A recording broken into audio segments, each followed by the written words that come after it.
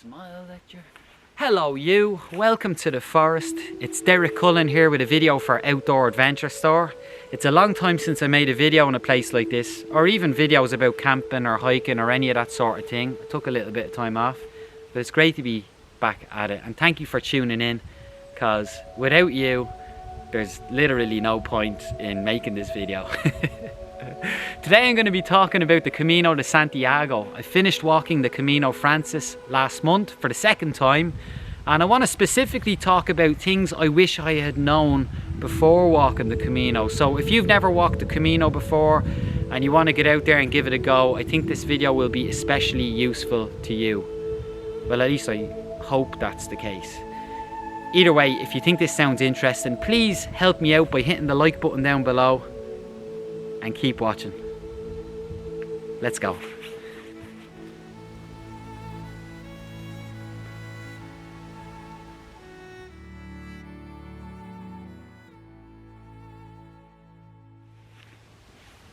I've got my little padded seat here, which these are really handy for hiking in Ireland or anywhere. I say Ireland because it rains a lot here, so it keeps your backside dry, you know. I've got it on the stump behind me. I'm sitting down on it.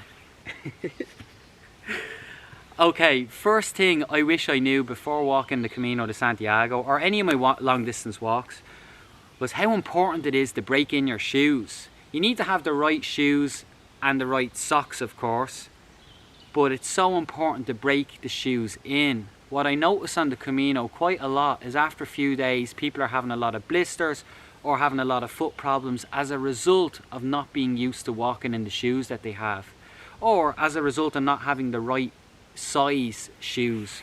You may not know this, or you may know this, when you're walking a long distance it's important to have a pair of shoes that are a size up, a size larger than you're used to, so that your feet can grow into them and have room to move around. And just in case you're wondering, a shoe that I recommend for the Camino, I recommend wearing trail runners. Alright, because the climate is nice and dry and warm, and the trail it's mostly level and not rocky for the most part, so you can wear trail runners on them and they'll do you really good. But I also like these. I wear them hiking in Ireland and I see people on the Camino with them. They're the Merrell Moab GTX 2. Really good, nice and lightweight, so like a hybrid between a boot and a trail runner in some ways. But anyway, the point being, number one, make sure you break in your shoes. You can do that by going out and walking in the evenings or on the weekends with them in the run up to the Camino.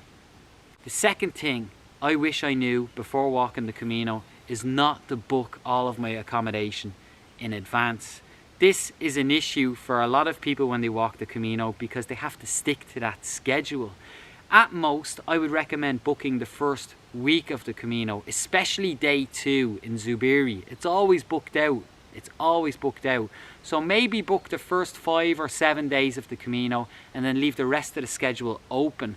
I have never encountered a time on the Camino when I was not able to get a booking or when somebody else was not able to get a booking. At the very most, you might have to walk a few kilometers to the next town, but most often there's an albergue or a hotel or a guest house which has availability. So don't book all of your accommodation in advance. And speaking of bookings, I recommend booking a one-way flight to the beginning of the Camino and not booking your return flight.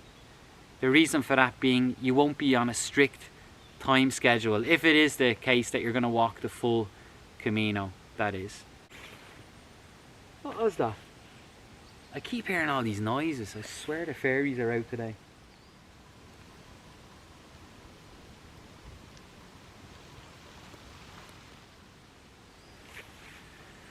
The third thing I wish I knew before walking the Camino was how to better look after my body, my feet and my blisters in particular. So a good thing to have in your bag in the case of blisters is Compeed. It's a type of band-aid or plaster that is really effective for blisters. It can take away all or at least a lot of the pain when or if you do have blisters. Another thing that I find useful to have in your first aid kit are separators to put in between your toes for if or when you do have blisters. And the third thing are smaller plasters that you can wrap around your smaller toes, again if or when you do have blisters. But it's really important to look after your feet to avoid getting blisters, right? And it's really important to look after your feet so that you're not incurring or picking up injuries along the way, especially in the early days, the first week or two of the Camino. You do this by not pushing it, by knowing your limits, not trying to keep up with other people who might be fitter than you or might be going longer distances than you. To know your limits and not push it. And another way to look after your body is to take days off, or to take half days even, when you think your body needs it. It's really, really important, because I find a lot of people, they incur injuries early on, or they incur most of their blisters early on in the trip because they're trying to walk too far every day. And it's just not necessary, especially if you have time on your side, you're in no particular rush to complete the Camino. Take longer to do the whole thing, but make sure whatever happens, you don't push it. That's number 3.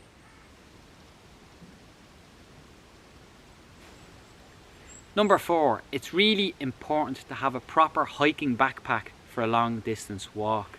On my recent Camino, I carried the Airtrek 35 by Rocken River, which was perfect. Just an amazing backpack, the right size, really comfortable, and it had various functions and features that really suited the Camino in particular. But what I wanted to say about not just this bag, but any backpack, it's really important to fit it correctly. So for example, the hip belt. The reason for a hip belt is to take a lot of the weight of the bag. So the hip belt should be positioned over the hips, and it should be tight enough so that it stays there.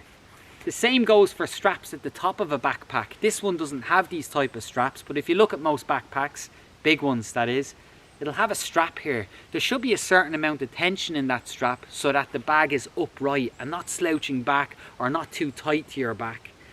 The strap in the middle, I'll just mention as well, this has not got anything to do with the weight of the backpack, but it does help the backpack keep its shape. So it's important for that to be tight also, but not too tight so that it's constricting your chest or pulling the backpack out of shape. So I think you get my point. It's really important to not only have the right backpack, but to know how to fit it properly. And there's a million of tutorials online for whatever backpack you have to help you do that. And as I said, if you're going to walk the Camino or short hiking trips here in Ireland, the Airtrek 35 by Rocken River is an amazing, amazing bag. So that's number 4.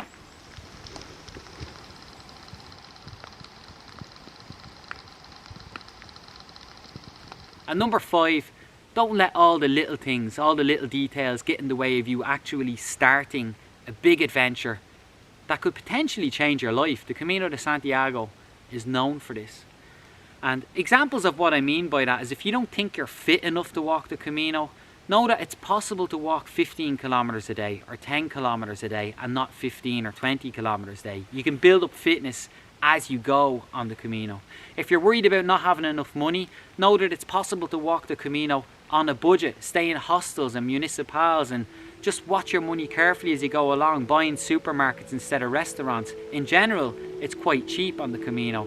Or another example of this might be that instead of waiting for a friend or a family member to come with you and waiting forever, go it alone. There's hundreds and thousands of people out there like you on the Camino that want to meet people like you.